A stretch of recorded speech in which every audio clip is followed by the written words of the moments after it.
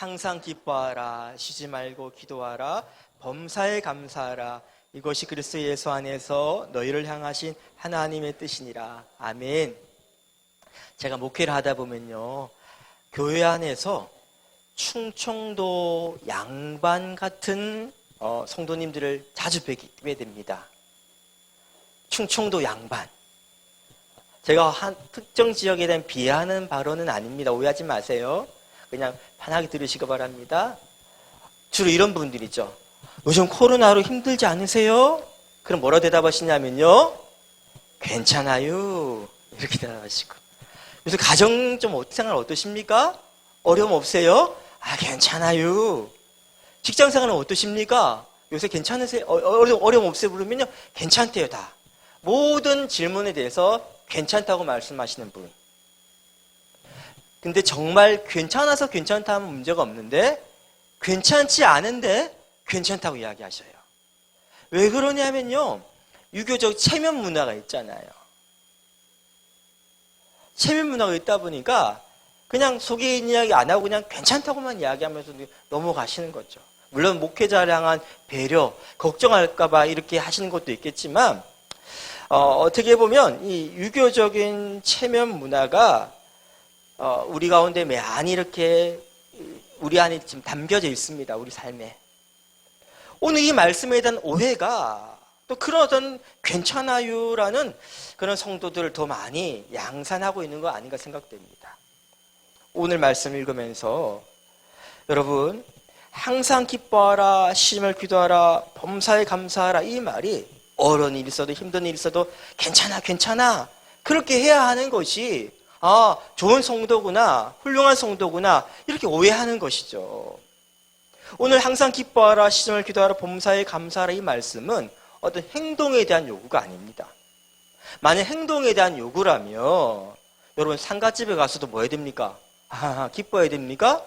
아니죠, 그쵸? 항상 기뻐하라 했으니까 난 상가집에 가면 기뻐할 거야. 이상한 사람이에요, 그 사람은. 예, 쉬지 말고 기도하라 하니까 뭡니까? 직장에 가서도 일은 안 하고 계속 기도만 해요. 가정주부가 아이들을 돌보고 여러 가지 집안일을 하는 게 아니라 교회 와서 기도하고 살아요. 그건 건강한 성도가 아니죠. 범사에 감사하라 하니까 아이들을 엄하게 좀 훈육할 시간인데 불구하고도 훈육도 안 하고 그냥 하나님 감사합니다 넘어가면 아이가 잘 클까요? 그렇지 않다는 거예요. 그러면 이 말씀은 행동에 대한 요구가 아니라 그 행동을 하든 어떤 행동을 하고 어느 때든지 어떤 마음 자세를 가져라, 태도에 대한 요구겠죠. 동의하십니까?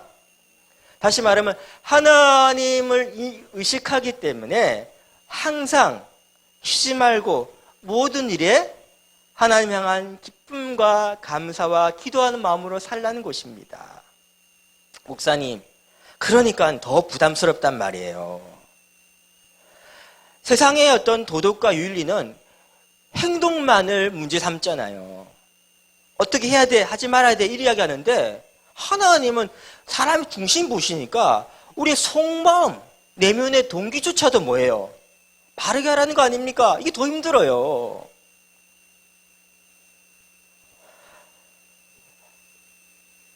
아무리 좋은 일을 한다 할지라도 마음 자세가 잘못되면 하나님은 그러다 하니까 너무 힘들단 말이에요. 그래서 어떻게 합니까? 자꾸 교회 안에서 그런 척하는, 괜찮아요 이렇게만 반응하는 그런 분들이 더 늘어갑니다. 마음은 지금요 속이 상해가 썩어 문드러지고 있는데도 교회 와서 어떻게 합니까? 싱글벙글 웃고 다녀요. 말끝마다 하나님 감사합니다 그렇게 말해요. 정말 그렇게 느껴져서 고백하는 게 아니라 막 너무 하나님의 원망과 불평이 나오고 있는데도 그러면 잘못된 거야, 그러면 옳지 않지, 이런 것 때문에 막 누르고 있는 거예요. 전 이게 성숙한 성도라고 생각하지 않습니다. 우리 교회 공동체 안에 자기의 마음을 막 표현하지 못하고 막 억누르고 살아야 돼, 그런 어떤 우리가 보이지 않는 그런 어떤 강요가 있다면 우리 교회의 문화는 건강하지 않다고 생각합니다.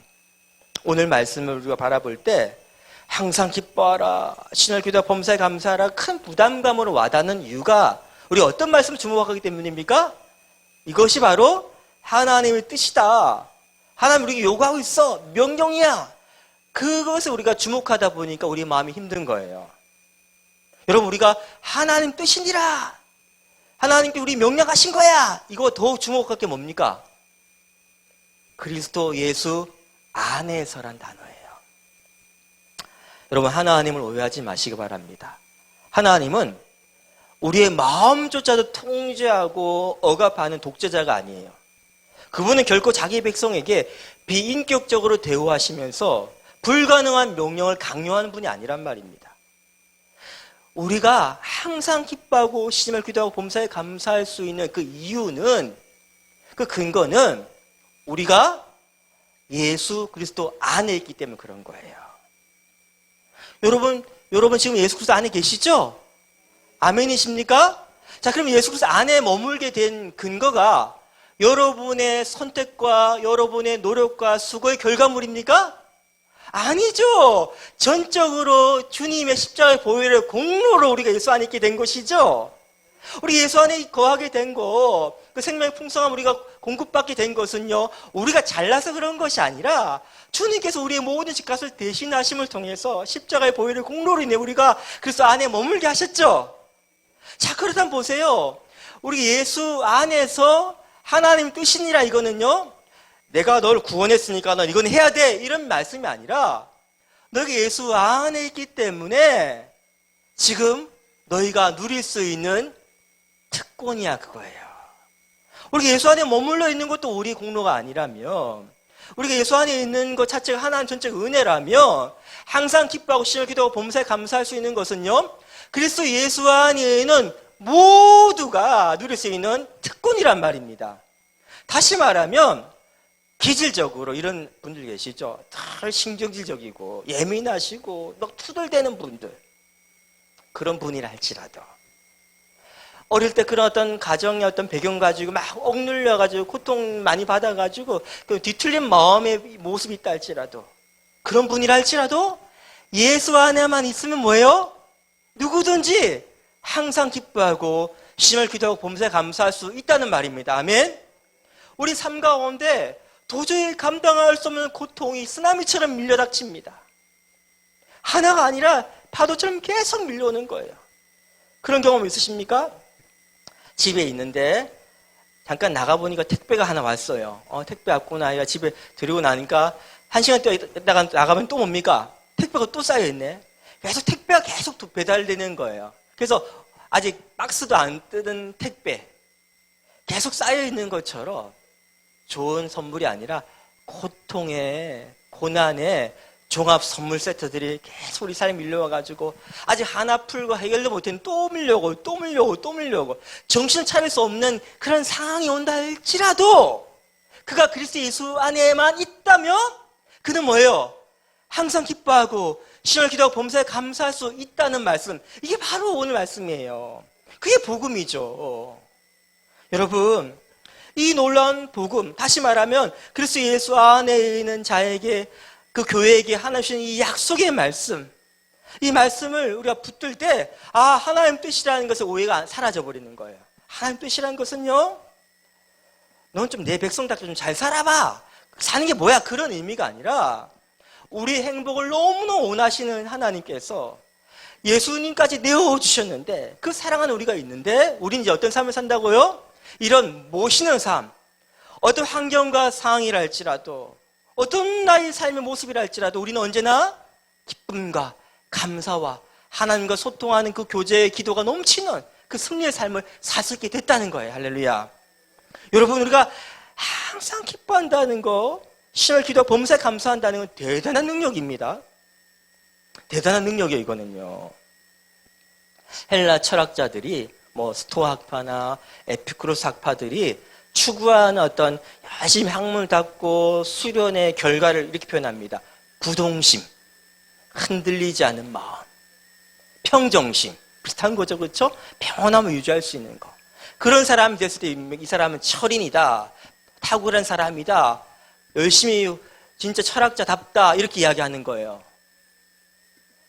그리고요, 불교도 고승들이 열심히 고행을 하면서 참선하면서 또 힌두교의 그루들이 부하 동작 어려운 거 하면서 막 고통 가운데 추구하는 게 뭡니까? 해탈의 경지.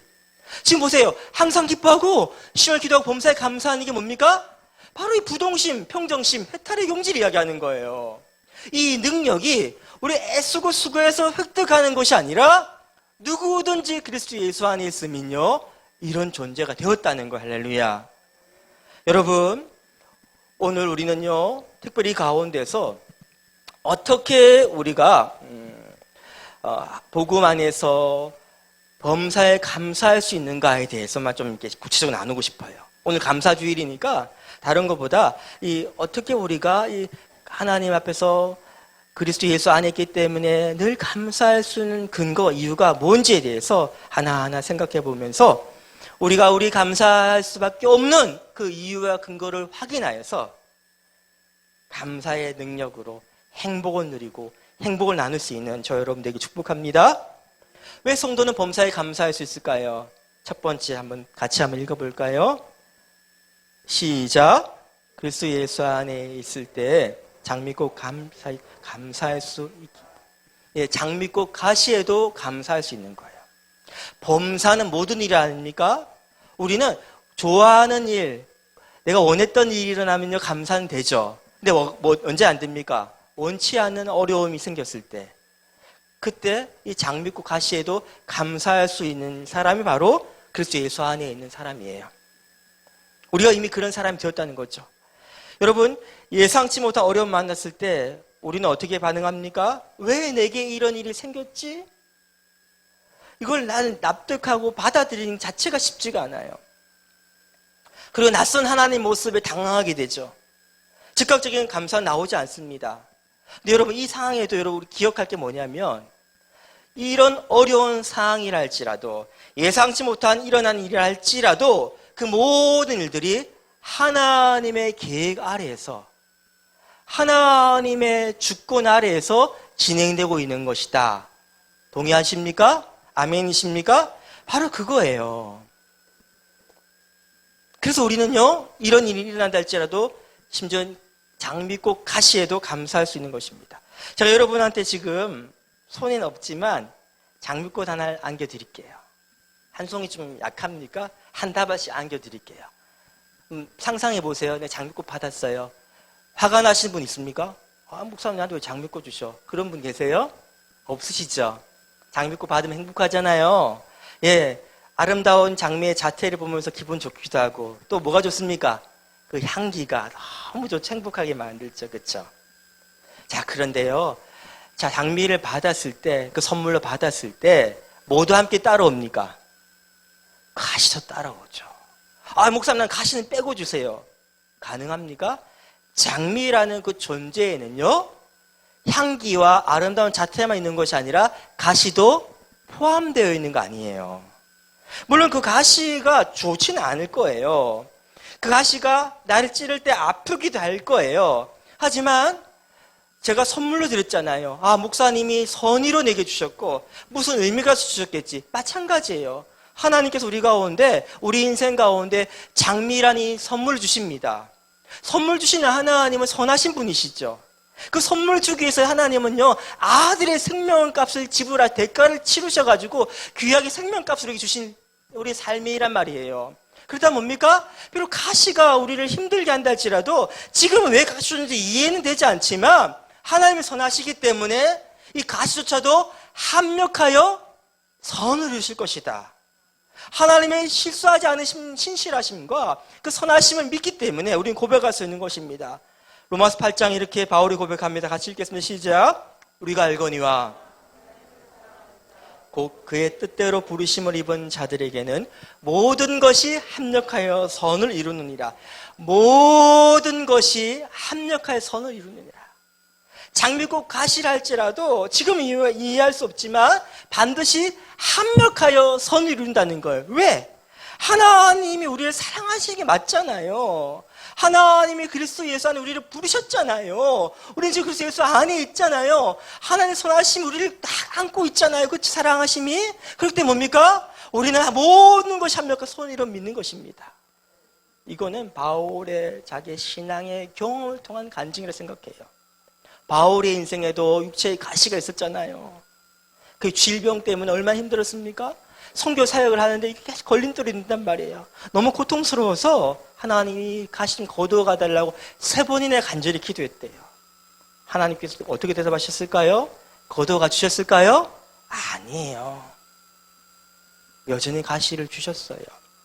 근데 바울은 원망이 아니라 기쁨으로 이렇게 감사의 고백을 합니다.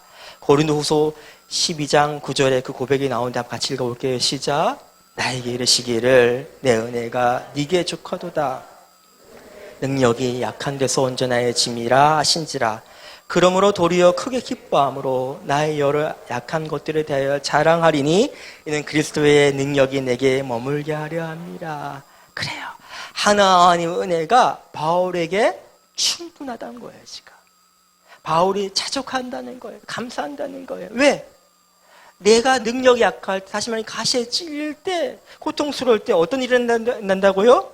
하나님의 능력이 오히려 그 약함을 통해서 온전하게 드러난다는 거예요. 그러니까 오히려 바울은 지금 자기의 가시 때문에 원망 불평이 아니라 기쁨과 감사를 하고 있습니다. 오히려 자랑하고 있습니다. 바로 이거예요, 여러분. 이게 바로 성도예요. 그래서 예수 안에만 있다면 우리 이 현재의 고난, 고통도 할지라도 합력하여 선을 이룹니다. 하나님은 실수하지 않으세요. 사람은 실수한다 할지라도 하나님 실수하지 않으세요. 지금은 이해되지 않을지라도 나중에 되면요, 마치 퍼즐을 맞추는 것처럼 하나님 그런 이유가 있으셨구나 깨닫게 된다니까요. 내게 유익이 된다니까요. 제 간증 하나 하겠습니다. 우리 교회에 오래 되신 분들은 이 예화를 몇 번 들으셨을 거예요. 처음 듣는 분을 위해서 좀 참아주시기 바랍니다. 제 결혼식에 대한 이야기예요. 저희 결혼식은요, 굉장히 스펙타클했습니다. 결혼식을 교회에서 했어야 되는데 예식장에서 했었어요. 교회가 너무 크니까 거기에 이제 너무 부담스럽다 해가 예식장 작은 데서 잡아 했는데, 예식장에서 결혼하면요, 우리 여기 청년들인데 뭐가 문제가 있냐면 앞뒤 순서가 꽉 짜여져 있어요. 딱 정해진 시간이 한정되어 있습니다. 넘으면 안 돼요. 근데 예식을 치르는데 꼭 있어야 될 사람들 누가 있어야 됩니까? 신랑 신부는 당연하겠고, 뭐 신부 신랑 측 부모님들이 있어야 되겠고, 또 누가 있어야 되겠어요? 네, 주례. 또 요새는 축가가 중요하잖아요. 그렇죠? 축가도 있어야 되겠죠. 저는 제 축가를 누구에 부탁했냐면 군대 동기예요. 신앙 좋은데 성악 가는 형제였는데 그 친구한테 부탁을 했어요. 근데 그 친구가 대구 사람입니다. 안산에 한 번도 안 와봤어요. 길을 헤매다가 늦는 거예요. 전화를 하는데 안 받아. 얼마나 제가 똥줄이 탔겠습니까? 그렇죠? 겨우 왔습니다. 좀 늦게 왔어요. 다행이다 했는데 그때까지 상상도 못했던 더 큰 문제가 일어났습니다. 뭘까요? 주례 목사님 안 오신 거예요. 그 당시 안산 동산교회 김인주 목사님 주례 목사님이셨는데 이분이 안 오신 거예요. 나 이건 생각도 못했던 일이라서 너무 황당한 거죠. 왜 못 오셨냐면 그때 김인주 목사님이 토요일에 출근하시면서 비서 목사님께 물어봤답니다. 오늘 스케줄 어떻게 되지? 비서 목사님이 확인해보고 난 다음에 말씀드려야 되는데 아무 일 없습니다. 스케줄 없습니다. 그랬어요. 그러니까 그래 하고 이분이 기도원에 기도하러 들어가신 거예요. 근데 이분의 어떤 습관이 뭐냐면 기도원에 가실 때는 핸드폰을 가지고 간다 안 가져간다? 안 가지고 가셨어요. 기다려도 안 오죠? 무슨 얘기 전화했더니 비서 목사님이 당황하셔가지고 목사님 지금 기도원 가셨다고, 연락이 안 된다고. 그래 어떻게 했냐면요, 주례 목사님 안 오셔가지고 함께 하객으로 오셨던 목사님 3분 계셨는데 그 중에 한 분이 대타로 대신 주례를 하신 거예요. 자, 제 기분이 어떻겠습니까, 여러분? 마음이 되게 막 힘들었겠죠. 너무 속상해가 눈물이 날라고 그러더라고요. 마음으로. 울면 안 되지만 너무 속상해가지고 이렇게 결혼식에 딱 들어가서 이제 그래도 아내한테 야 우리 웃어야 된다, 웃어라 계속 이야기하면서 이제 결혼식 하는데 그 주례 설교가 제 인생에서 이제까지 참석했던 모든 결혼식 가운데서 나봉이었어요. 본문이 뭐였냐면 주로 안 하는 줄의 말씀 본문입니다. 가나의 혼인잔치. 유대인들 혼인잔치에는 꼭 필요한 것이 포도주입니다. 그거 지금 결핍됐다는 건 심각한 문제입니다. 위기입니다. 그런데 그 가운데 누가 계셨냐면 예수님께서 계셨습니다. 그러자 물이 변할 포도주가 일어나는 놀라운 첫 번째 예수님의 기적의 역사의 현장이 되었고, 그때 기적을 경험한 주인공이 되었다. 앞으로 목회의 길을 걸어간 이 젊은 부부 가운데 마찬가지다. 어떤 어려움과 위기가 있겠지만 왜 내게 이런 일이 나지? 아니, 하나님의 계획하심이 일어나는 것이고 반드시 합력하여 더 좋은 선을 이룰 것이다. 너무 감동받았어요. 그리고 나는 그 목사님을 제 멘토 목사님 삼아버렸습니다. 그리고 결국 그 목사님하고 지금도 좋은 관계를 맺고 있고, 제게 정말 큰 축복의 어떤 만남의 시간이 되고 있어요. 지금도. 그분이 바로 은혜동산교회 이규호 목사님이세요. 저는요 굉장히 큰 복을 받았죠. 그렇죠? 그때는 낙심했지만 걱정했지만 합력할 선을 이뤘죠. 자, 여기까지는 제가 했던 이야기예요. 그렇죠? 자, 제가 기억했던 그날의 사건입니다. 그 다음에 참 재미있는 일이 있었어요. 얼마 전에 제가 현재 안산동산교회 담임 목회하시는 김성경 목사님 세미나에 참석해서 함께 말씀을 듣게 되었어요. 한 요 정도 그룹의 사람들과 함께 이렇게 강의하는 시간이었어요. 물론 그전에도 김성경 목사님하고는 인사하는 사이이고 알고 있었지만 그때 이분이 이런 이야기를 하시더라고요. 본인 말입니다. 제가 하는 말 아닙니다. 본인이 내가 어떻게 이 큰 교회, 그리고 그것도 그 거인의 후임으로서 내가 단임 목회를 하고 있는지 그 이유를 알 수가 없다는 거예요. 속으로 저도 쑥스러운 것 같아요 라고 생각했었어요. 왜냐하면 그 당시에 여러 후보 목사님 가운데 이분은 어떻게 보면 가장 안 드러나는 분이셨거든요. 이렇게 이야기하시더라고요. 그 이유에 대해서 내가 깨달은 게 뭐냐면, 보통 김인주 목사님을 기억하면 많은 목사님들과 많은 성도님들이 열정의 목사님 이렇게 생각합니다. 정말 그래요. 그분은 전도 열정. 유명한 예화가 있죠. 그분이 얼마나 열정적이냐면 그 부목사님들이 이렇게 면접 볼 때 이렇게 질문한답니다. 자네는 취미가 뭐야? 거기서 제 취미는 책 읽기입니다. 제 취미는 뭐 축구입니다. 이러면요 그 자리에 박살이 난대요. 그러면 이렇게 이야기하시는데, 나는 취미가 목회야. 난 자는 시간 빼고는 목회밖에 생각 안 해. 그렇게 해야지 목회가 되는 거야. 그러면 욕을 먹는데요.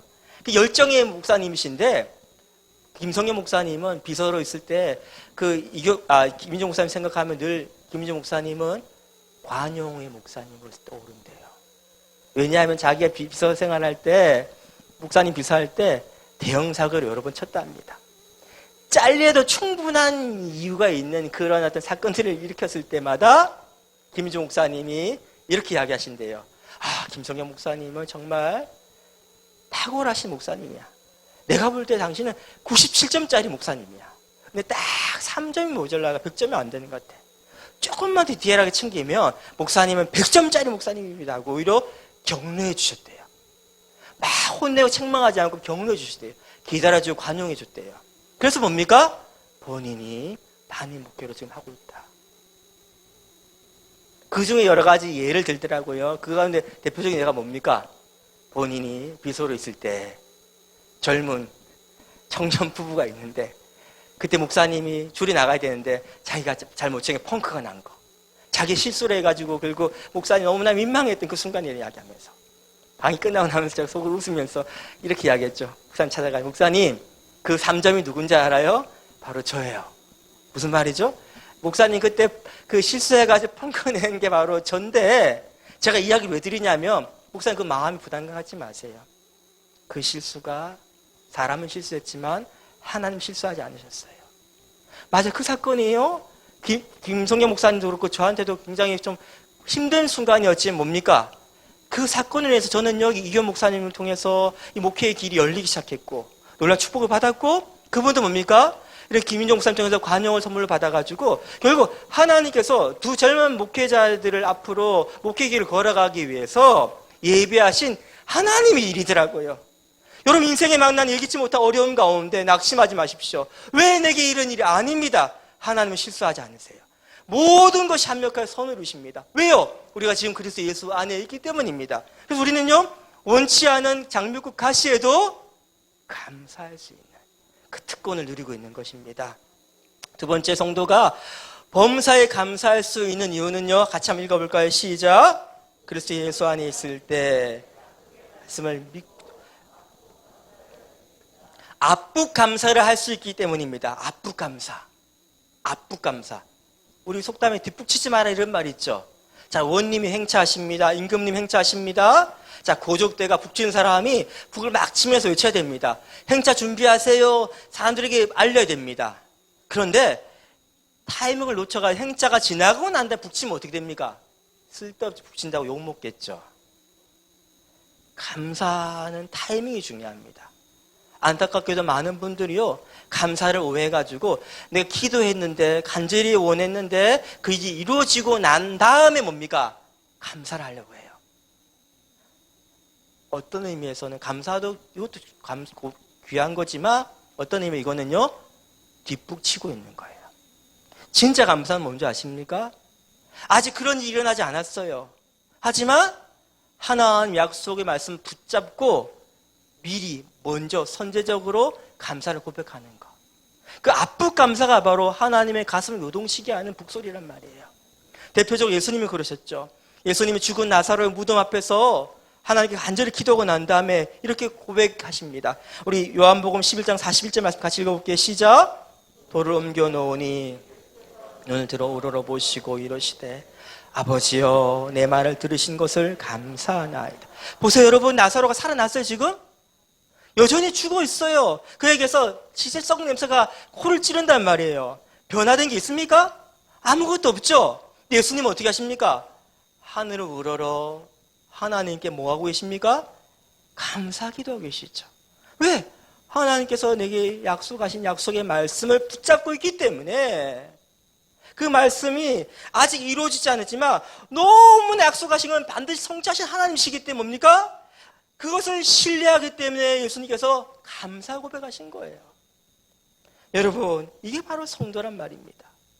우리 가운데 기도하고 있는 기도 제목들이 있는데 너무 더디게 아직도 안 이루어져 있어요. 기다려도 안 됩니다. 낙심됩니다. 하지만 기억할 게 뭐냐면요, 하나님 우리에게 주신 약속의 말씀은 땅에 떨어지지 않아요. 다 사라진다 할지라도 말씀은 영원합니다. 그 약속의 말씀 붙들면 뭡니까? 응답받은 약속의 말씀 가지고 우리는 감사할 수 있는 거예요. 압북 감사를 칠 수 있는 거예요. 그게 바로 그리스도의 일산인 성도의 모습입니다. 제 할머니 이야기를 좀 할게요.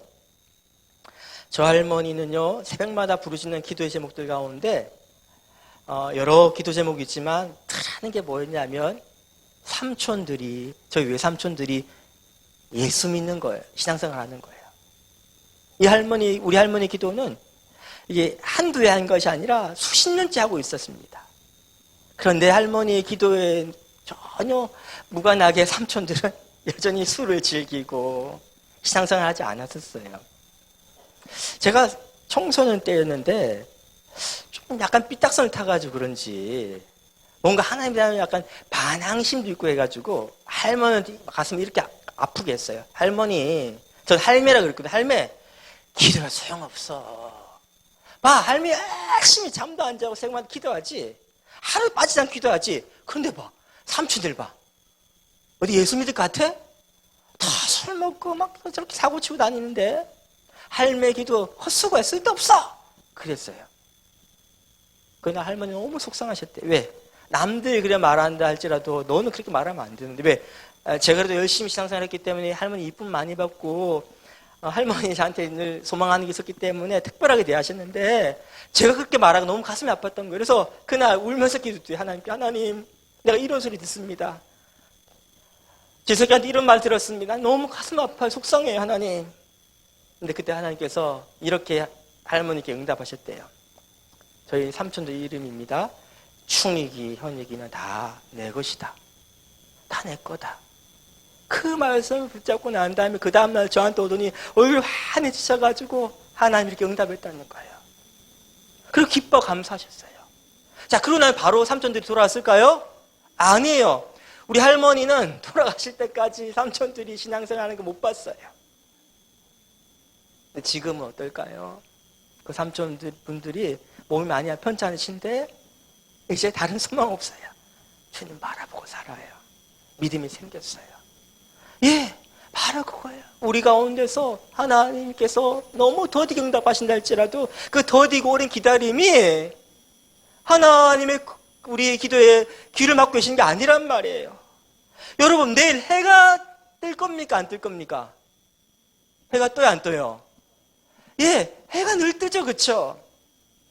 그런데 설령 해가 내일 안 뜬다 할지라도 하나님의 말씀은 반드시 이루어집니다.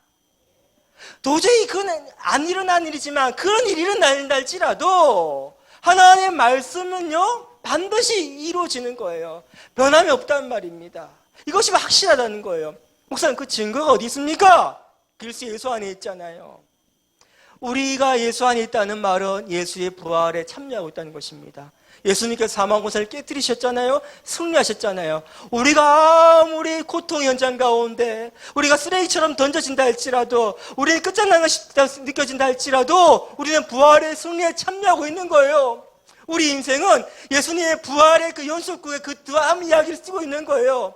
우리의 모습 어떠한 할지 우리는 이미 뭡니까? 사망의 권세를 이긴 위대한 승리자로 참여하고 있는 거예요. 그래서 예수 안에 있기 때문에 우리는요, 주의 약속의 말씀 붙들고 부활의 증거를 붙들고 뭡니까? 압축 감사를 칠 수 있다는 것입니다. 할렐루야. 그게 바로 그리스도 예수 안에 있는 성도의 특권이에요. 세 번째, 우리가 범사에 감사할 수 있는 이유는요, 한번 같이 읽겠습니다. 시작. 그리스도 예수 안에 있을 때 뿌리 깊은 감사를 할 수 있기 때문에, 뿌리 깊은 감사를 할 수 있기 때문입니다. 2010년도 태풍 곰파스가 이 일대를 강타했어요. 와, 엄청났습니다, 여러분. 저는 그런 태풍은 처음 봤어요. 나무가 다 박살이 나, 산의 나무들이, 이 큰 나무들이. 여러분, 바람에 나무가 박살이 날 때 나무 줄기가 부러지던가요? 아니에요. 어떻게 되든가요? 그냥 바람 때문에 뿌리채, 뿌리채요. 뽑혀가지고 넘어져 버려요. 자, 어떤 나무는 넘어졌고 어떤 나무는 그냥 있어요. 그 차이가 어디 있습니까? 바로 뿌리에 깊이 있는 것이죠.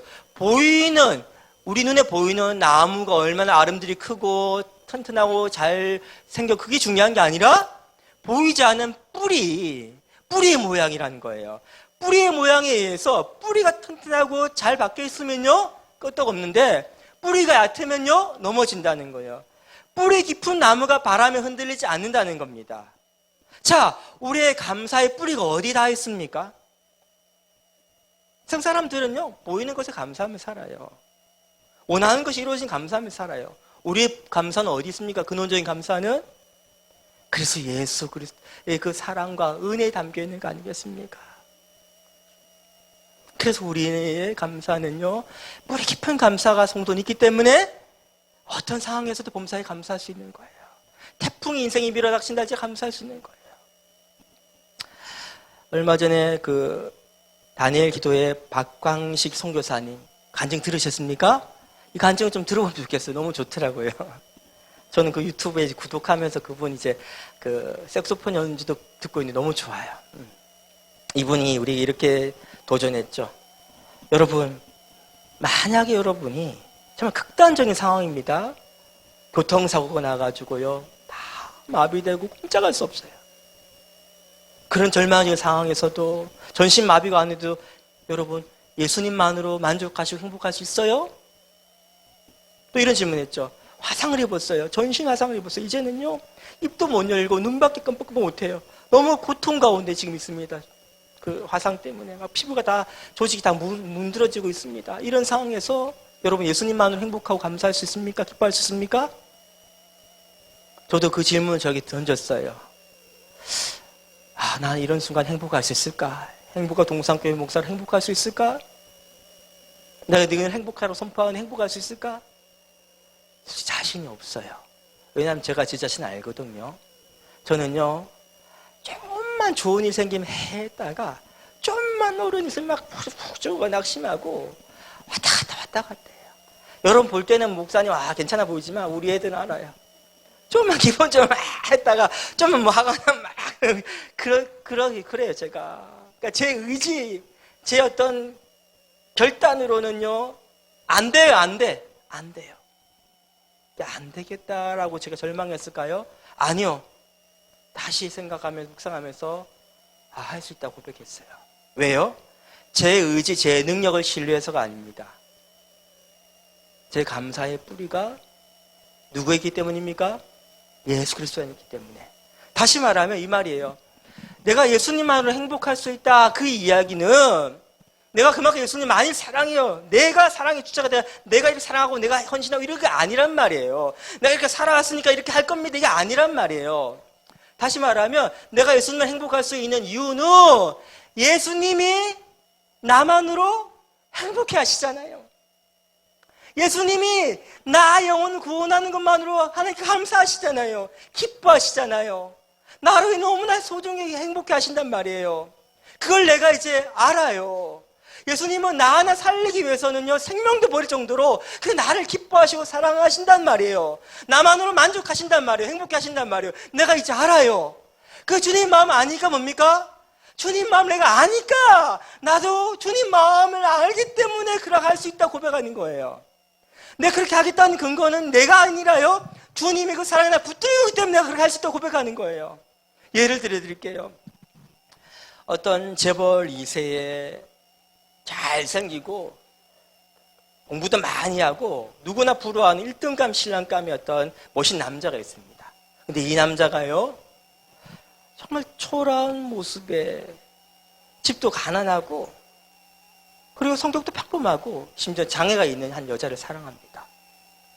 자, 둘 사랑이 열매 맺기 위해서는 수많은 어려움들을 극복해야 되겠죠.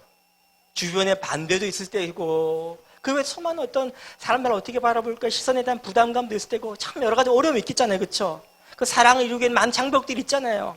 그 여자가 어떻게 그 사랑의 어려움들 극복하고 사랑의 꼴이 날 수 있을까? 열매 맺을 수 있을까요? 그것은 그가 내가 얼마나 이 남자를 사랑해서가 거기서 힘이 나오는 게 아니란 말이에요. 거기 능력 근원이 있는 게 아니란 말이에요.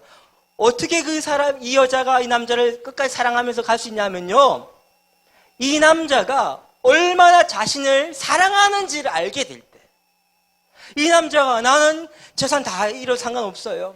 집안 쫓겨도 상관없어요. 난 당신만으로 만족하고 당신만으로 충분해요 라고 그 진정한 사랑을 이 여자가 안다면, 그 사랑을 정말 깨닫는다면, 그 사랑이 확신한다면 뭐예요? 그 사랑을 끝까지 성취할 수 있겠죠. 바로 그거예요. 우리가 어떻게 인생에 큰 태풍이 밀어닥칠 때도 흔들리지 않고 감사할 수 있냐면요, 우리의 감사의 뿌리가 내 안에 있는 것이 아니라 그래서 그 하나님의 사랑이 있기 때문에 그런 것입니다. 로마서 8장에서 바울이 고백하죠. 한번 같이 읽어볼게요. 로마 8장 35절 말씀 시작. 누가 우리를 그리스도 사랑해서 끊으리요? 환난이나 공고나 박해나 기근이나 적신이나 위험이나 칼이라. 계속 읽겠습니다. 제가요. 그 다음에 기록된 바 우리가 종일 주를 위하여 죽임을 당하게 되며 도살당할 양같이 책임을 받았나이다 함과 같으니라. 그러니 이 모든 일에 범사에 우리를 사랑하시로 말미암아 우리가 넉넉히 이기느니라. 내가 확신하노니 사망이나 생명이나 천사들이나 권세자들이나 현재일이나 장래일이나 능력이나 높음이나 기쁨이나 다른 어떤 피조물이라도 우리를 우리 주 그리스도 예수 안에 있는 하나님의 사랑에서 끊을 수 없으리라.